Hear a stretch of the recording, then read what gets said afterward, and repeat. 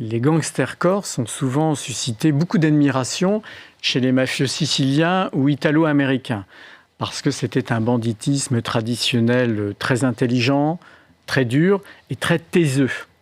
Voilà, entre taiseux, ils savaient se reconnaître.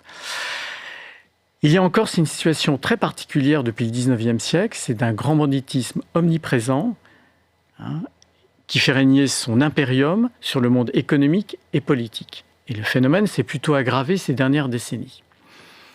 Et là encore, on subit dans le débat public alors un réveil tardif, une prise de conscience tardive.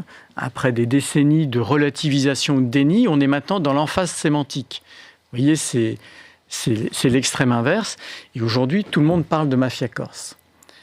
Ça n'est pas vrai. On a affaire à des bandes éphémères. Ce qui ne signifie pas que ça n'est pas grave.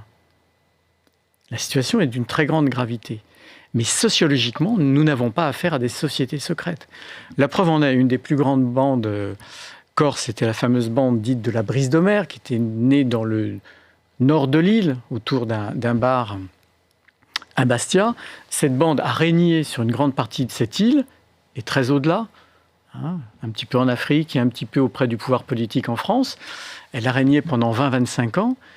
Elle s'est autodétruite de l'intérieur, elle n'a pas disparu réellement à cause de l'action de l'État, elle s'est autodétruite de l'intérieur et il n'y a pas eu vraiment de pérennité. D'autres bandes ont pris sa suite.